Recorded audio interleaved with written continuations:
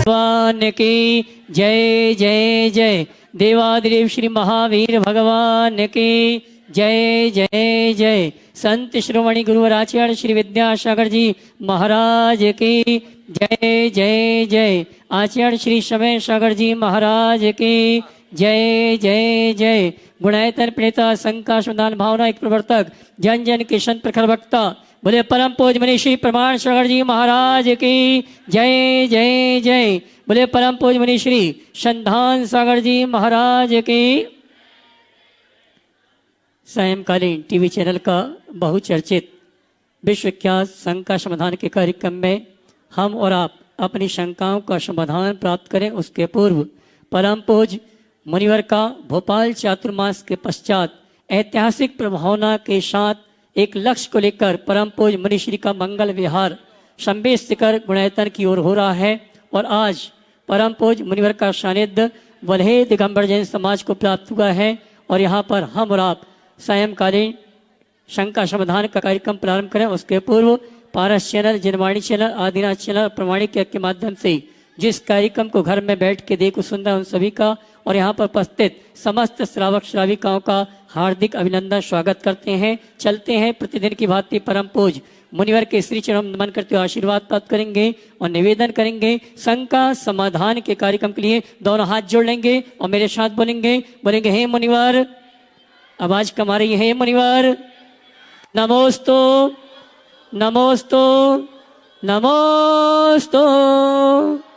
और आइए गुरुवर के आशीर्वाद से हम और आप शंकाओं का समाधान प्राप्त करें उसके पूर्व आप सभी से कहना चाहूँगा हमारा आपका सौभाग्य है कि परम पूज मुनिवर के चरण सानिध्य आगामी 31 तारीख को दोपहर में कुंडलपुर के बड़े बाबा के श्री चरणों में पहुंच रहे हैं और 1 तारीख को परम पूज मुनिवर के सानिध्य में ऐतिहासिक अद्भुत कल्पनिक प्रभावना के साथ जैसे छोटे बाबा के सानिध्य में ऐतिहासिक अद्भुत कार्यक्रम होता था वैसे ही हमारे परम पूज मुनिवर के सानिध्य में 1 तारीख को बड़े बाबा का चरण अभिषेक के साथ साथ शांति धारा और संपूर्ण कार्यक्रम संपन्न होंगे। और हमारे बीच में कुंडलपुर सिद्ध क्षेत्र कमेटी के पदाधिकारी आदरणीय चंद्र कुमार जी के नेतृत्व में सभी यहाँ पर उपस्थित हुए हैं। मैं सम्मान सहित आमंत्रित करूंगा कुंडलपुर कमेटी और पूरे बुंदेलखंड का पूरे भारतवर्ष की ओर से निवेदन करें हे मुनिवर आपका सानिध्य कुंडलपुर के दरबार में हम सभी को प्राप्त हो।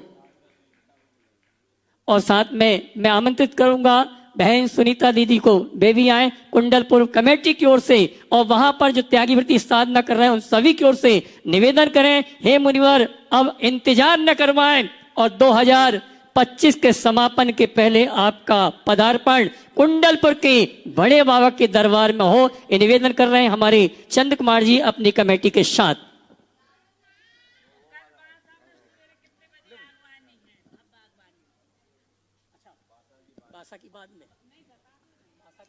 हेलो बोलिए कुंडलपुर के बड़े बाबा की जय।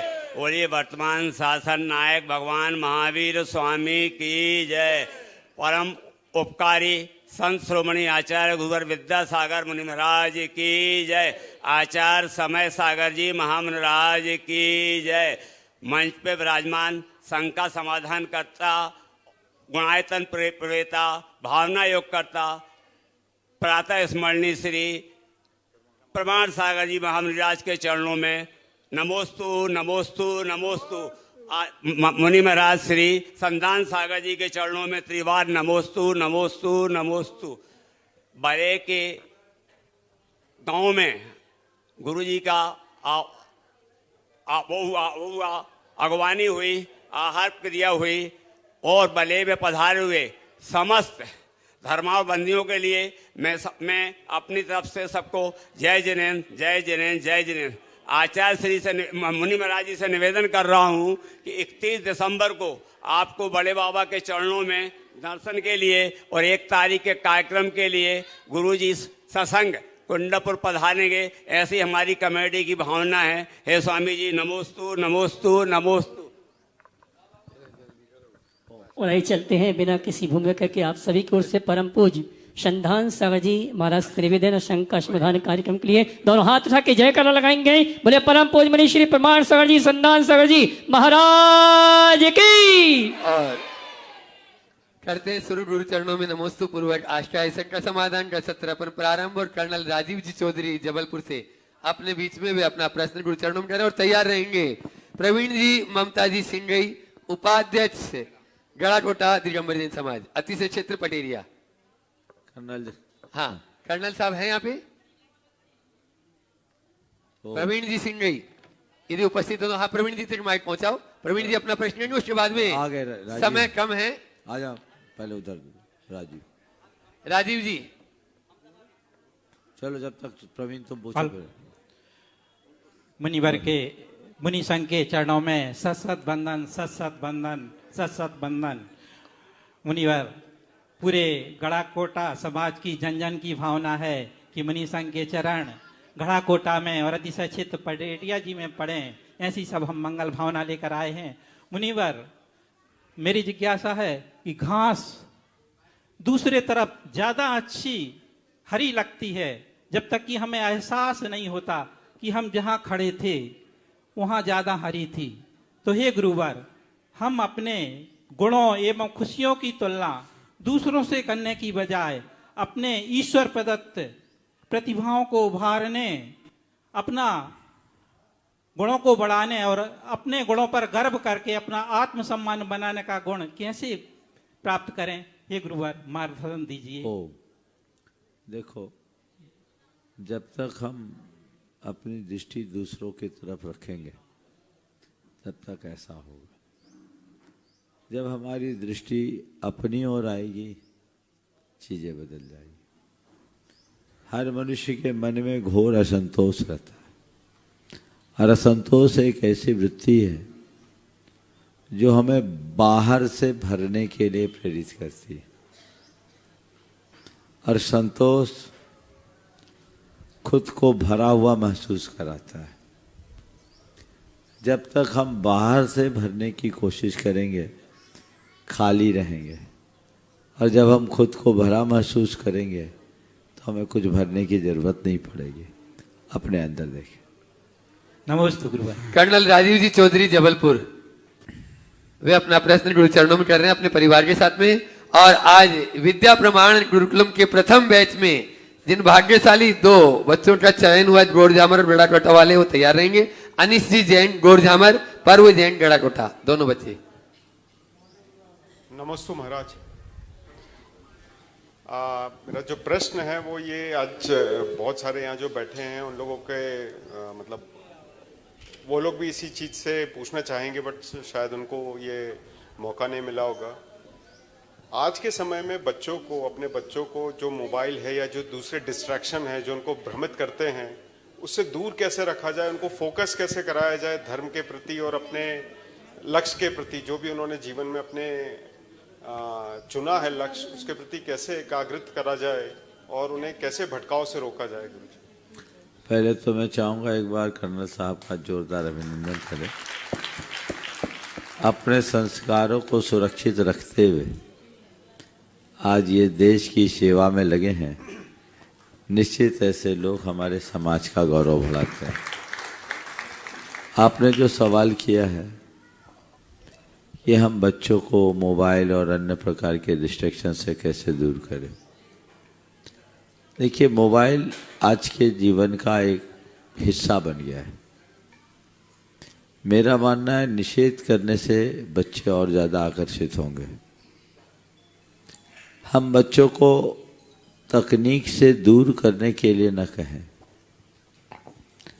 तकनीक का सही इस्तेमाल करने का तरीका सिखाएं। कितना कब और कहाँ हमें इस्तेमाल करना चाहिए इस बात को हम बच्चों को समझाएं। बच्चे क्या बड़े भी आज उसमें शामिल हैं और उसके लिए औचित्य का बोध कराना जरूरी है। मेरे लिए क्या उचित है क्या अनुचित है ये बोध बच्चों के मन में जाग जाए तो उनमें भटकाव नहीं होगा। और बच्चों को जिन चीज़ों से दूर करना चाहते हैं बड़े खुद का प्रयोग करें। एक उपाय इसका थोड़ा कठिन है लेकिन बहुत उपयोगी है।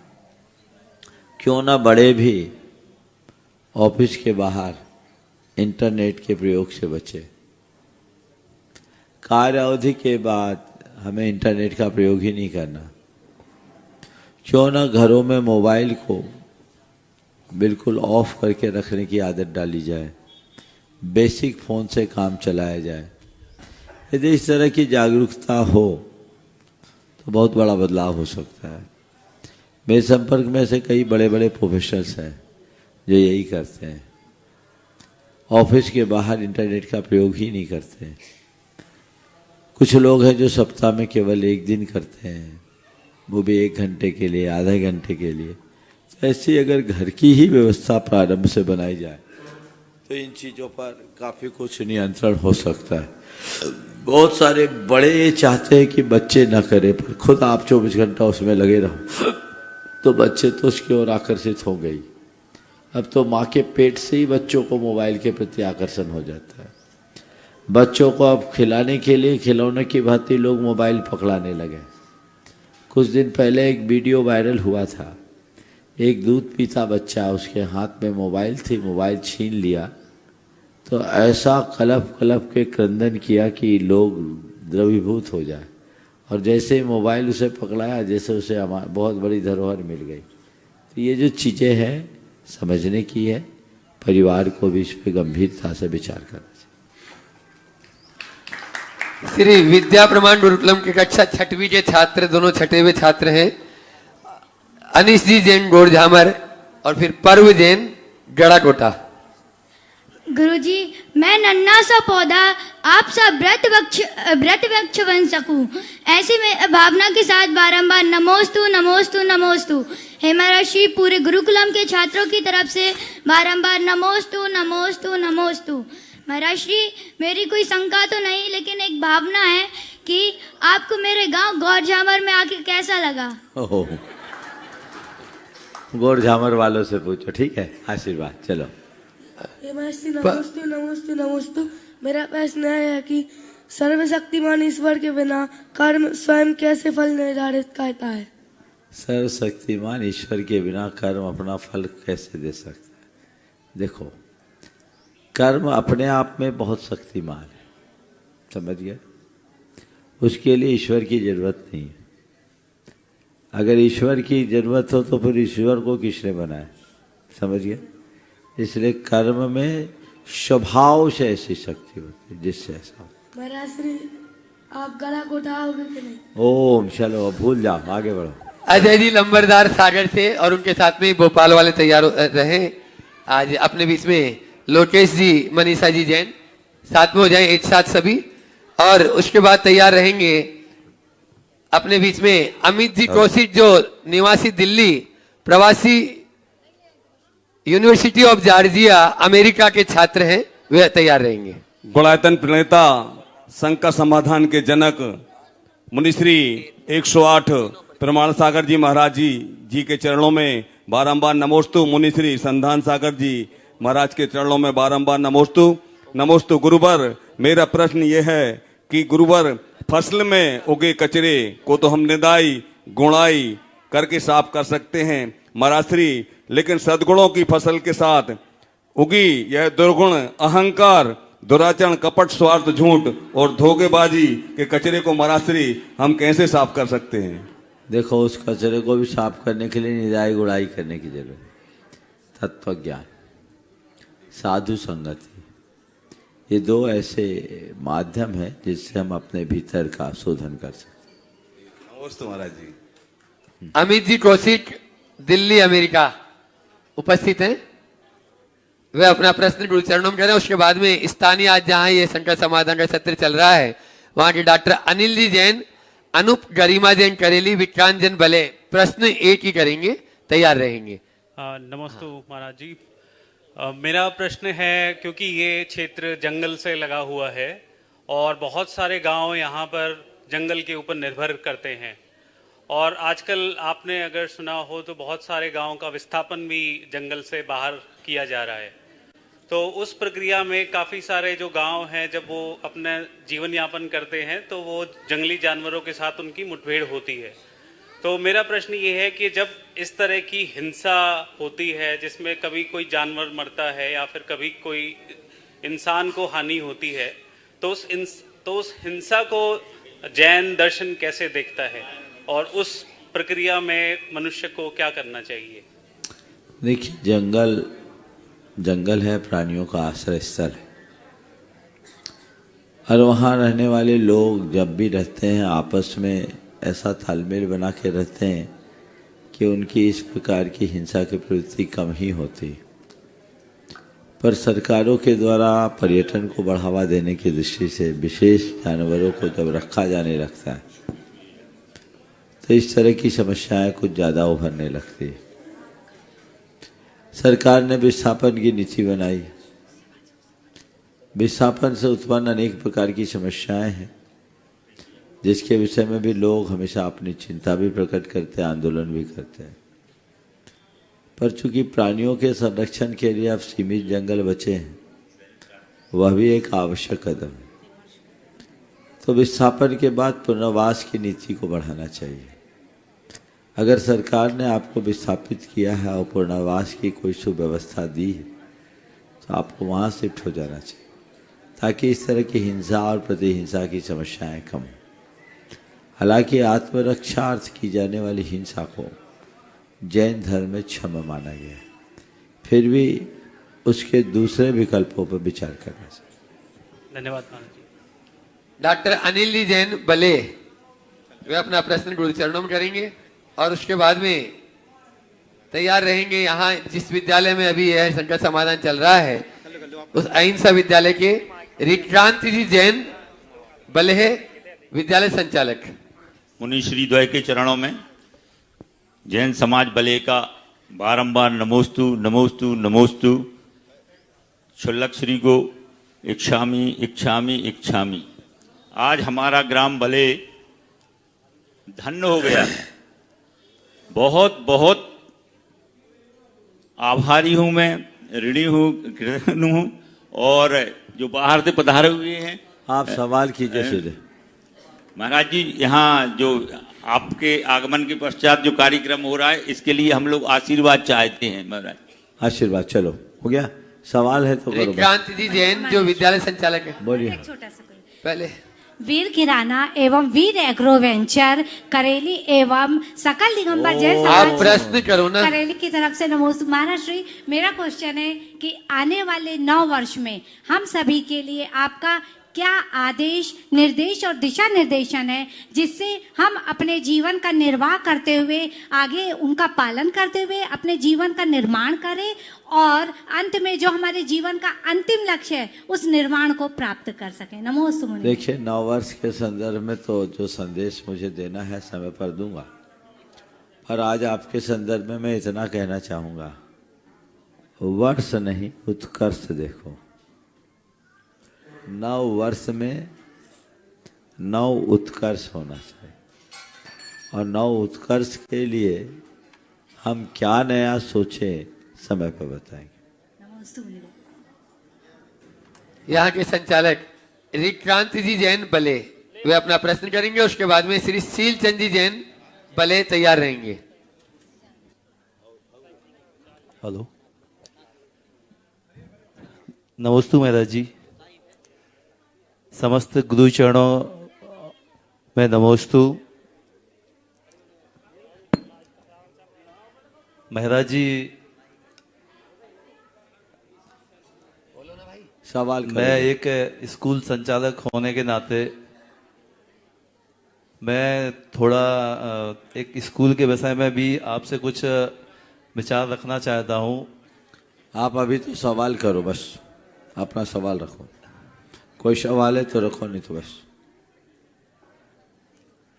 महाराज जी, जैसे यहाँ सिद्धचक्र महामंडल विधान का अनुष्ठान है और महाराज जी आप भी सिद्धचक्र महामंडल विधान के बड़े बड़े अनुष्ठान मतलब बाहर कराते हैं, तो हम लोगों की मंगल भावना है महाराज जी की जब बड़ी बड़ी जगह आपके आशीर्वाद से सिद्धचक्र महामंडल विधान के अनुष्ठान हो जाते हैं। तो आप महाराज जी यहाँ आए हैं तो हम लोगों की ऐसी मतलब भावना है कि आपके सानिध्य में यहाँ सिद्ध चक्र महामंडल विधान हो और ये महाराज जी छोटी जगह को ऐसा आशीर्वाद मिलना चाहिए। ओम ओम ओम। चलो तुम लोग निवेदन में ही पूरा समय निकाल लोगे। शीलचंद जी आपका सिद्ध चक्र विधान अच्छे से संपन्न हो, मेरा आशीर्वाद। प्रश्न करेंगे बस देखिए, समय खराब मत कीजिए, खत्म करो आप। हाँ, शीलचंद जी जैन और उसके बाद में ब्रह्मचारिणी पहले अपूर्व जैन उमरिया तैयार रहेंगे। हाँ बोले, समय को बचाओ। महाराज जी से मेरा प्रार्थना है, मैं 86 साल का हो गया हूँ और मुझे आत्मा का कल्याण करने की आशीर्वाद दें। आशीर्वाद। चलो मेरे आराध्य गुरुदेव के श्री चरणों में मेरा बारंबार नमोस्तु। महाराज श्री, मेरा प्रश्न है, जीवन में कन्यादान का क्या महत्व है? देखो, कन्यादान हमारी ओम ओम बस, कन्यादान हमारी परंपरा का दान है। और कन्यादान नहीं है, दान मात्र नहीं है, सामने वालों के लिए वंश का बेल है। समझ गए? अगर किसी के घर कन्या ना हो तो उसकी वंश की वृद्धि कैसे होगी? ये हमारे सामाजिक और गार्हस्थ्यिक परंपरा को आगे बढ़ाने का एक बड़ा आधार है, ऐसा समझना चाहिए। ब्रह्मचारिणी सृष्टि जैन बले स्थानीय यहाँ की जल्दी करें और उसके बाद ब्रह्मचारिणी पुष्पा दीदी तैयार रहेंगी। गुरुदेव के चरणों में बारंबार नमोस्तु नमोस्तु नमोस्तु। महाराज जी, मेरा प्रश्न यह है कि जब हम लोग गंधोदक लेते हैं तो सिर्फ माथे पर लगाते हैं, लेकिन कुछ लोग होते हैं कि जहाँ कष्ट होता है वहां भी लगा लेते हैं, आंखों पर भी लगा लेते हैं, तो उसका नाभि से ऊपर लगाने में कोई दोष नहीं। चलिए, आपके इस नगर के गौरव मृदुमती माता जी के परिवार से ब्रह्मचारिणी पुष्पा दीदी और पूरा परिवार वे एक पुस्तक का विमोचन भी यहाँ पर कर रही हैं और गुरु के कर कमलों में भेंट भी कर रही हैं और उसके बारे में ही बता रही हैं। अपनी बात करें शीघ्रता से। हो गया।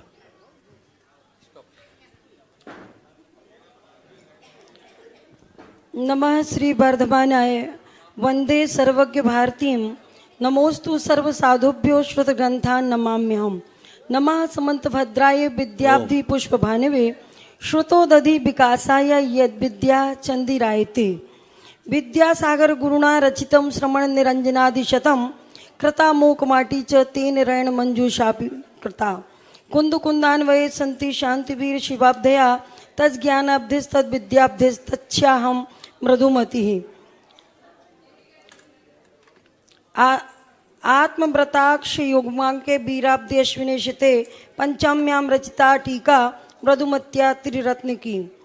संत शिरोमणि आचार्य गुरुवर विद्यासागर जी महाराज के परम आशीर्वाद से पूरे सागर संभाग में प्रथम नंबर पर व्रत लेने वाली, संघ में तृतीय स्थान दीक्षा में प्राप्त आर्यका रत्न मृदुमती माता जी छंद व्याकरण अलंकार साहित्य आगम अध्यात्म सिद्धांत की गुरुदेव की कृपा से प्राप्त बड़ी विदुषी आर्यिका हैं, जिन्होंने आचार्य महाराज के मुखारविंद से और अन्य आचार्यों की भी अन्य कृतियों को भी बहुत अच्छे से अध्ययन करने के बाद रत्नकरंडक श्रावकाचार, जिस पर 700 पेज की टीका, हिंदी टीका, एक एक शब्द का व्यवस्थित अर्थ लिखते हुए पूरे श्रावकों के लिए ऐसा ग्रंथ प्रदान किया है जिससे हर गांव हर नगर के श्रावक श्राविकाओं को इसको चारों अनुयोगों से समन्वित समझते हुए इस पूरे ग्रंथ का स्वाध्याय करें।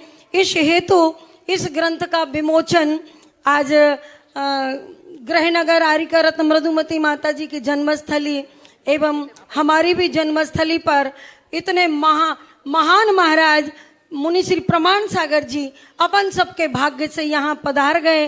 तो अचानक ही ये पुस्तक तुरंत ही भोपाल से यहाँ तक हमने मंगवाई और हमने सोचा ऐसा अवसर फिर कहाँ मिलेगा। तो इनके कुछ पुण्यार्जक गण भी यहाँ आए हुए हैं, कुछ नहीं भी आप आ पाए हैं, पर सभी की भावना से इसका हमने विमोचन करने का मन बनाया। देखिए, अभी जिस पुस्तक के विमोचन की बात की, रत्नकरंड श्रावकाचार आचार्य समंत भद्र महाराज की महनी कहती है, गुरुदेव इसे रत्नों का पिटारा कहते थे, रत्नत्रय की स्तुति के रूप में कहते थे। रत्नखंड सावकाचार्य अपने आप में परिपूर्ण ग्रंथ है और आरिका मृदुमती जी ने इसकी टीका करके निश्चित रूप से सर्वोपयोगी इसे बना दिया। मैंने इसे देखा तो नहीं, पर इसके कलेवर को देखकर लगता है कि यह ग्रंथ अपने आप में परिपूर्ण ग्रंथ होगा और लोगों को जैन वाङ्मय में सीधा प्रवेश कर अपने जीवन को सफल और सार्थक बनाने का आधार बनेगा। निश्चित आरिका श्री ने बहुत वैदुष्यपूर्ण विवेचन इसमें किया होगा। उन्होंने अनेक कृतियाँ लिखी है और उन्हीं कृतियों के क्रम में एक श्रेष्ठ कृति साबित होगी। मेरी यही शुभाशंसा। ओम शांति। बोले परम पूज्य मुनि श्री 108 प्रमाणधारी जी महाराज की पंचस्तोत्र विधान भी माता जी के द्वारा रचित अभी बमनोदा में रात्रि विश्राम और इसका सेकंड सत्र समाधान का दमोह के अध्यक्ष सुधीर जी सिंह की पूरी टीम यहाँ पर उपस्थित है और श्रावक कल्याण समिति के महामंत्री, कुंडलपुर कमेटी के पूर्व प्रचार मंत्री सुनील वेजिटेरियन दमोह, वो भी अपनी टीम के साथ में उपस्थित है। एक प्रश्न और अपनी बात वे गुरु चरणों में कर रहे हैं। उसके बाद में सुनीता दीदी बांसा तैयार रहेंगी। मुनि द्वय के चरणों में शत शत नमन।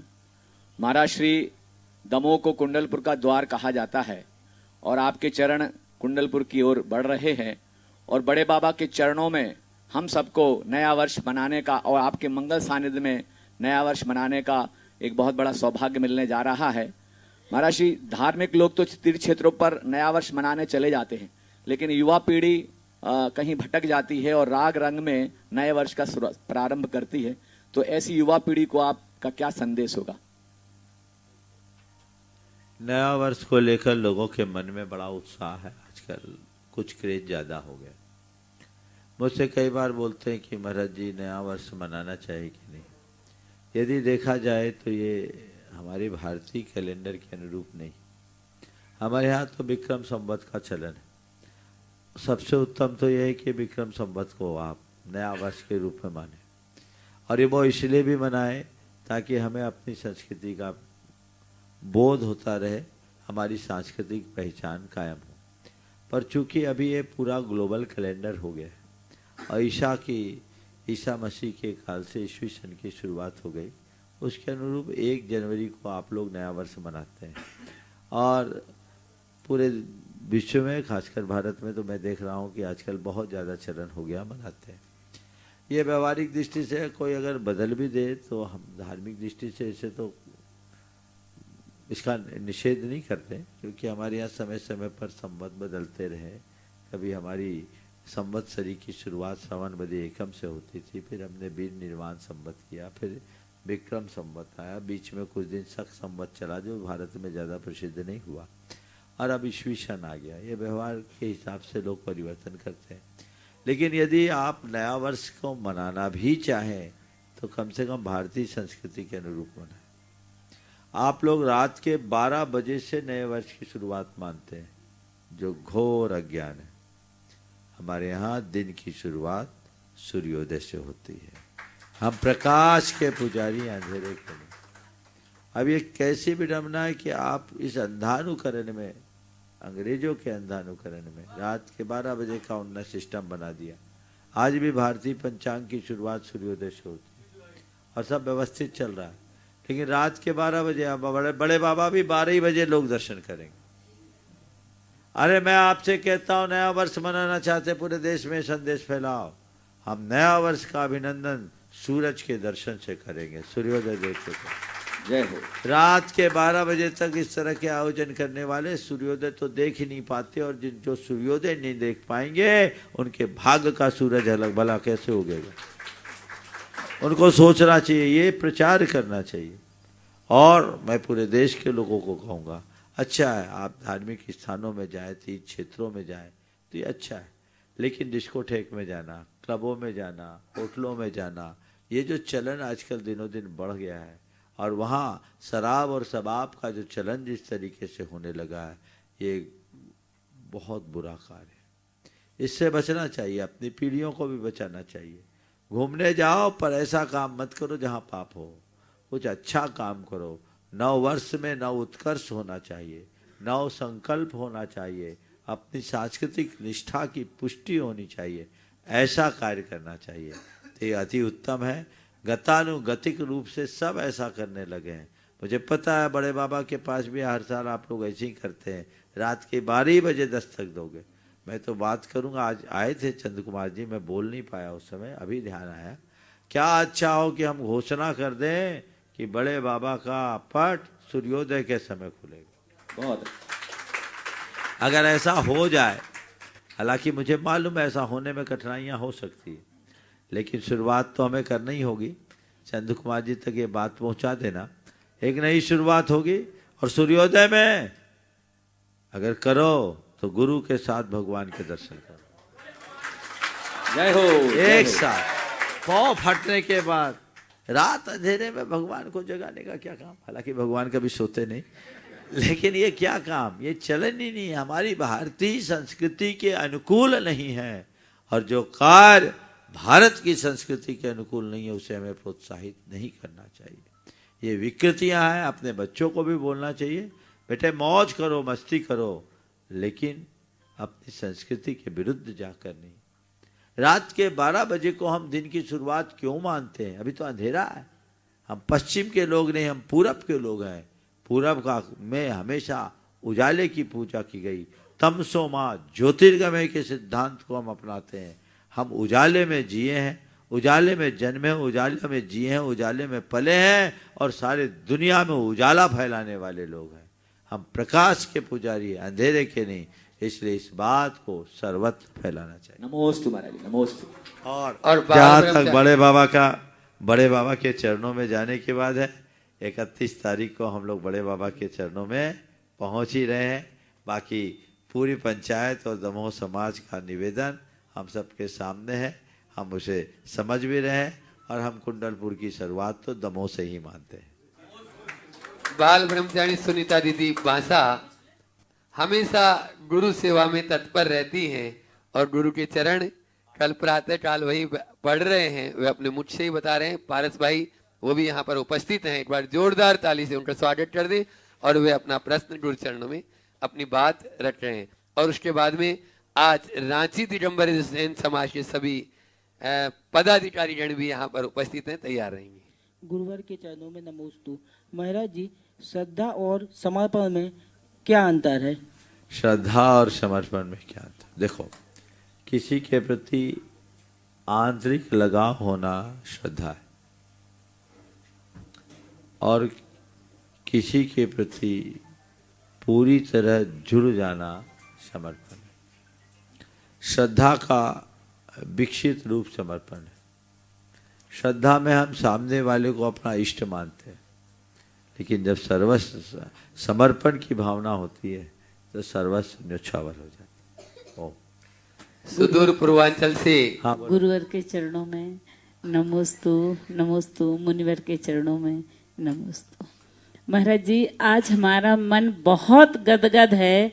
हमने सोचा नहीं था कि आपके द्वारा हमारी जन्मभूमि पे चरण पड़ जाएंगे। सबसे पहले तो आपके चरणों में कृतज्ञता व्यक्त करते हुए बारंबार कोटि सह नमन। कल हमारे इधर महाराज जी 9 बजे तक आपकी आगवानी होगी बांसा में, तो हमारा सबसे जितने लोग पारस चैनल देख रहे हों, जिनवाणी चैनल, प्रमाणे के, वो सब लोग हमारे इधर जन्मभूमि पर सभी को आमंत्रण निमंत्रण है और सभी की भोजन आवास व्यवस्था भी है। 9 बजे सभी जल्दी लोग 9 बजे जल्दी, ठंडी है, इसको 10 बजा दो। हाँ, चलो। गुरु चरणों में जो है 10 बजे हमारे इधर आगवानी हो और हम लोग सभी जलूस बना के तो 9 बजे ही निकलेंगे। महाराज जी, हमारा आपसे एक विनम्र निवेदन है आज से ही, क्योंकि कल हम बोल नहीं पाएंगे, कि कम से कम बांसा को 2 दिन तो दो महाराज जी, कम से कम। चलो आप रांची वाले आ दो। रांची दिगंबर जैन समाज सुदूर पूर्वांचल से आज अपने बीच में यहाँ पर उपस्थित पूर्णमल जी सेठी, अध्यक्ष संजय जी पांड्या, संजय जी छाबड़ा, जितेंद्र जी, पदम जी गोदा, सुभाष जी काला, पंकज जी जैन, चेतन जी, अंजू जी छाबड़ा रांची, वे आ जाएं और अपनी बात कुछ विशेष प्रयोजनशाली गुरु चरणों में आए हैं, हाँ, वे अपनी बात गुरु चरणों में करेंगे। और उसके बाद में मैं चाहूंगा कुंडलपुर के संरक्षण और संवर्धन में, विकास में जिन्होंने अपना बहुमूल्य योगदान दिया, ऐसे वीरेश सेठ जी दमोह तैयार रहेंगे। रांची जैन समाज के हम लोग का 9-10 आदमी महाराज श्री आपके दर्शनार्थ आए हैं।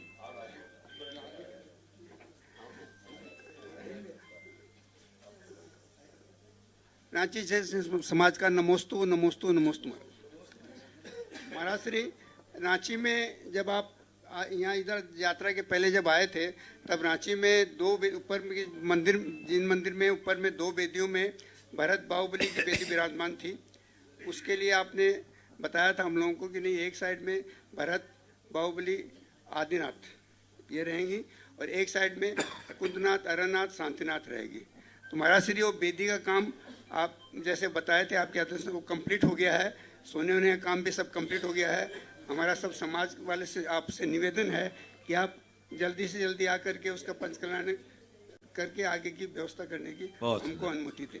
हाँ, सवाल एक सूचना है महाराज श्री, जैसा कि आप जानते हैं महाराज श्री, रांची में एक भगवान महावीर हॉस्पिटल चलता है, उसमें अभी वो मणिपाल हॉस्पिटल चला रहा है उसको।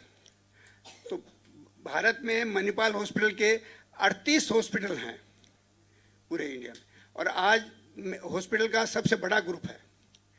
तो उससे हम लोगों ने निवेदन करके जितने भी इंडिया में, भारत में जितने भी जैन समाज के हैं, जहाँ भी यदि मणिपाल हॉस्पिटल है, उनको वहाँ जाने से यदि जाते हैं कोई काम, तो उनको 10% वहाँ डिस्काउंट मणिपाल हॉस्पिटल देगा पूरे भारत में। मणिपाल की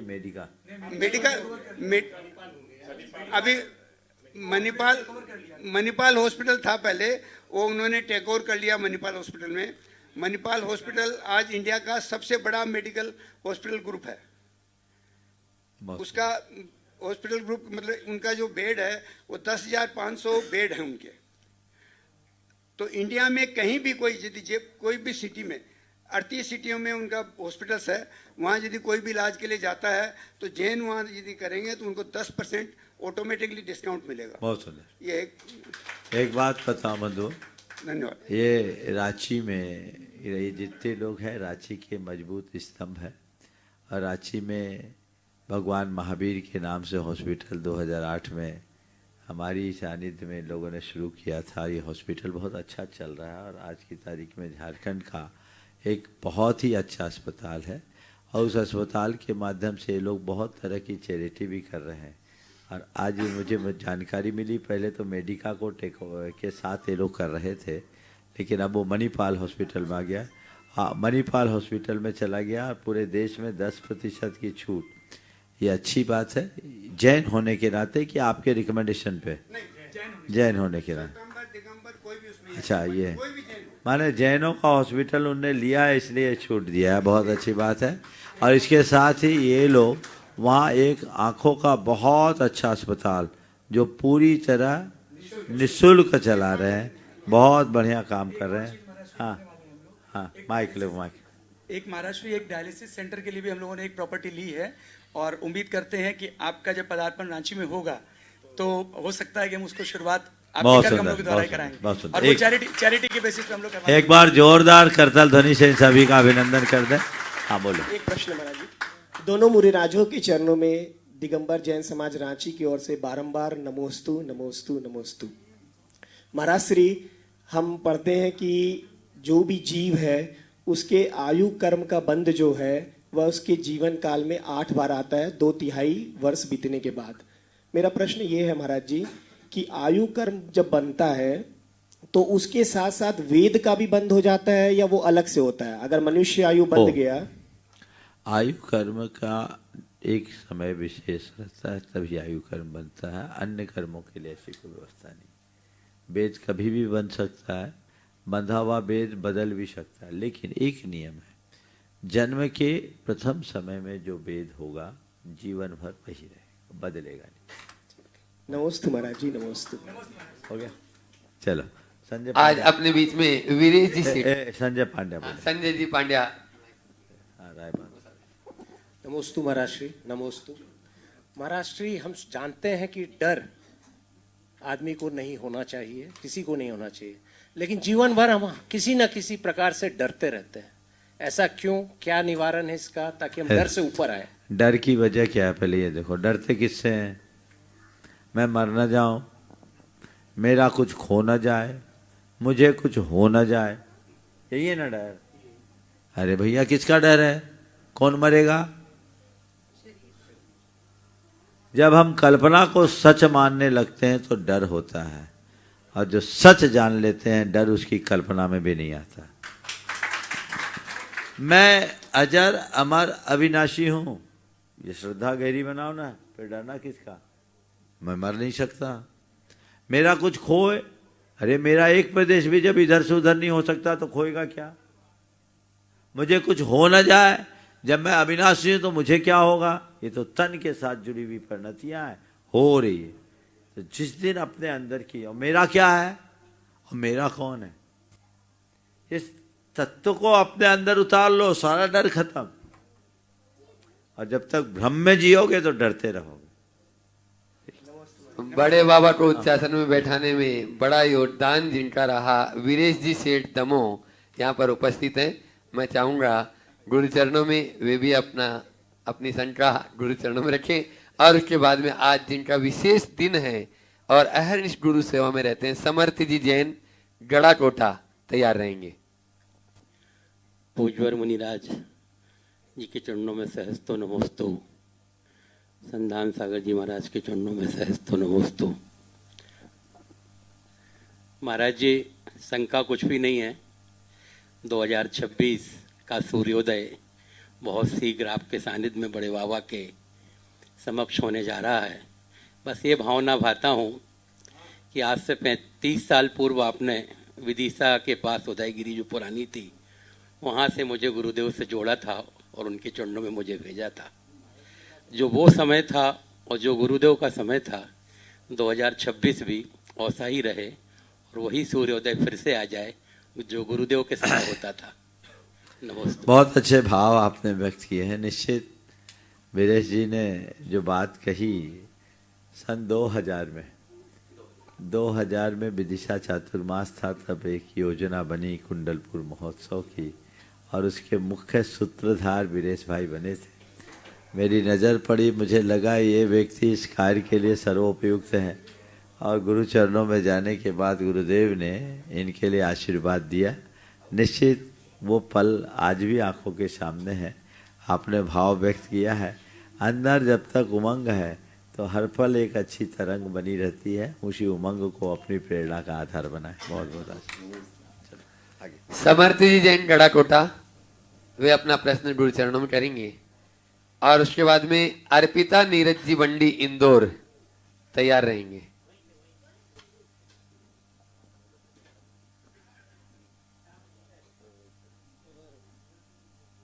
नमस्ते महाराज जी।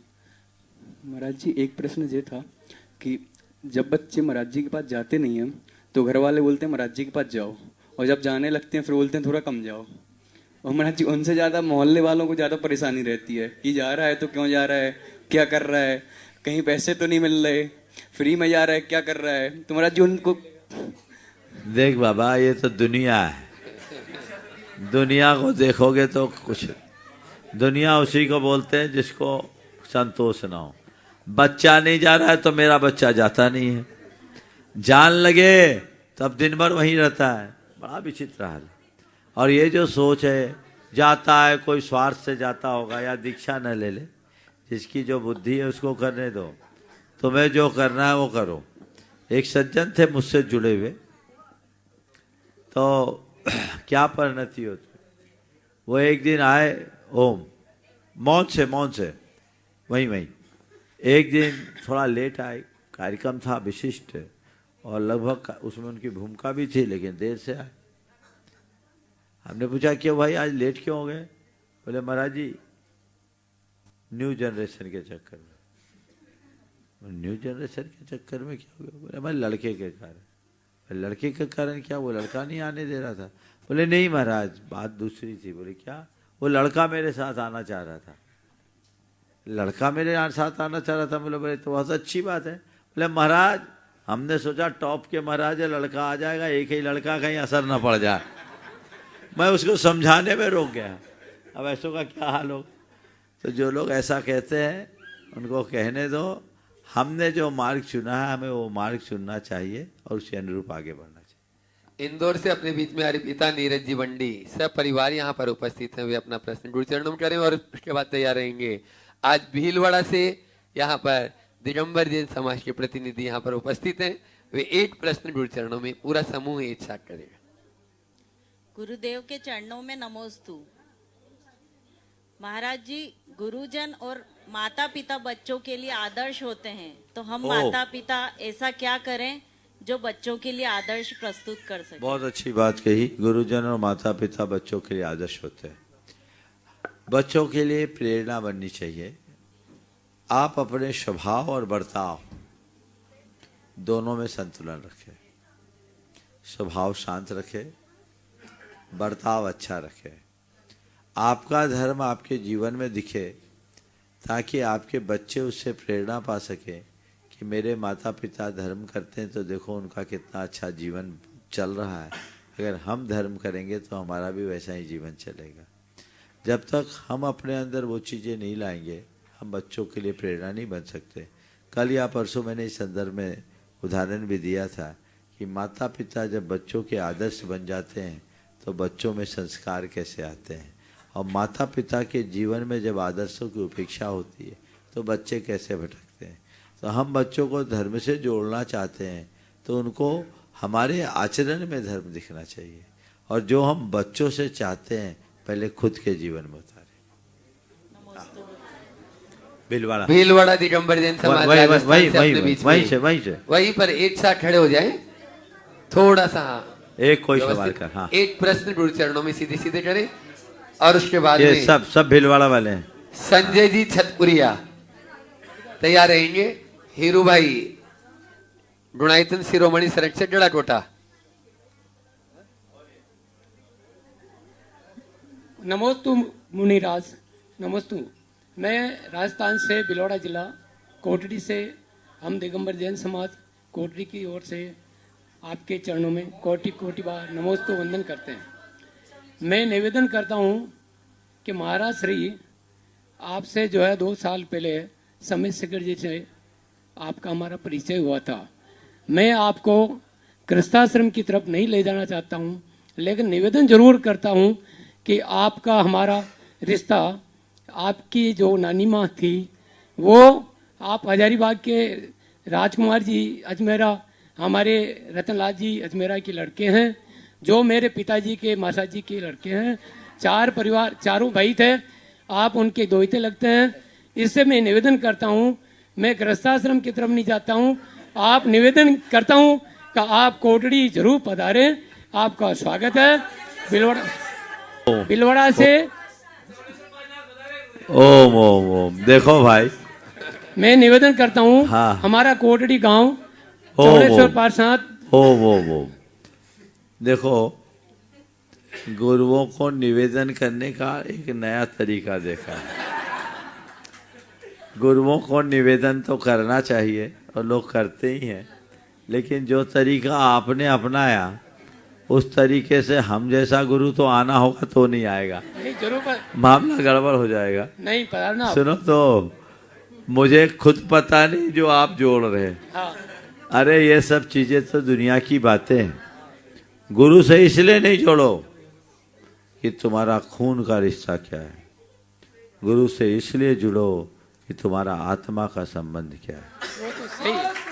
अपने आत्मा को सुधारने के लिए काम करो। बहुत बहुत आशीर्वाद दीजिए। आपकी माँ चमकू भाई ओम। संजय जी छतपुरिया गुणायतन शिरोमणि संरक्षक गड़ाकोटा हीरू भाई, वे अपना प्रश्न और गड़ाकोटा वाले और भी जो भी महानुभाव हैं वे सब एक साथ हो जाएं ताकि वे अपना जो है प्रश्न गुरु चरणों में करें, और उसके बाद में समय रहा तो शशि जी जैन गुड़गांव तैयार है। श्री के चरणों में गड़ाकोटा जैन समाज, सकल जैन समाज की ओर से त्रिवार नमोस्तु नमोस्तु नमोस्तु।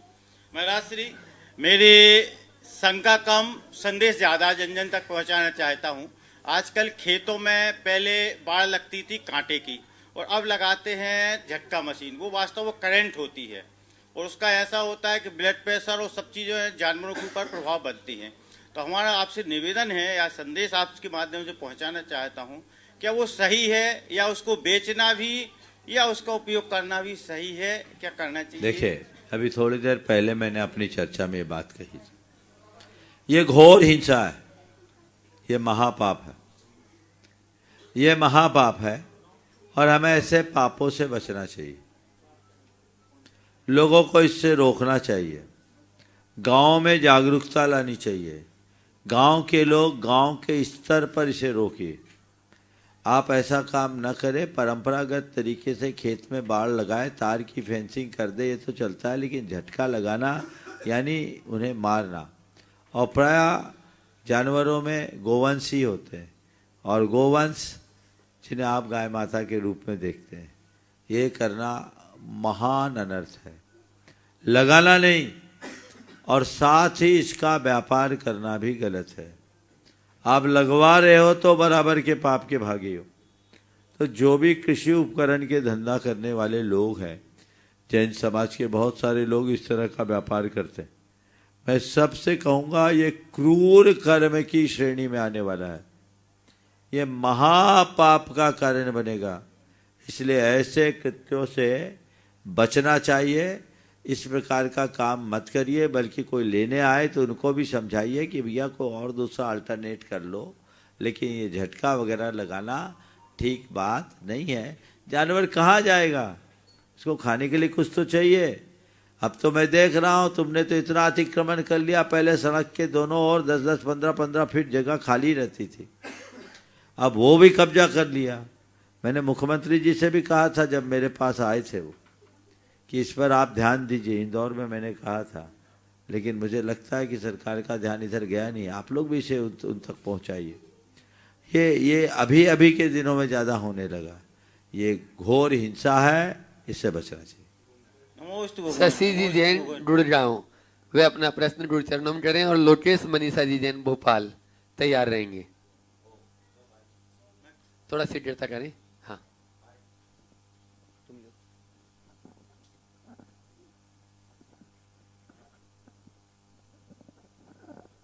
नमोस्तु महाराष्ट्री, नमोस्तु महाराष्ट्री, नमोस्तु महाराष्ट्री, नमोस्तु महाराष्ट्री। मेरा प्रश्न है, हमें मौन कैसे करना चाहिए, मौन क्यों करना चाहिए और किस वक्त करना चाहिए? बहुत अच्छा सवाल है। मौन मन से करना चाहिए, मन को शांत करने के लिए करना चाहिए, स्वयं से स्वयं का संवाद जोड़ने के लिए करना चाहिए।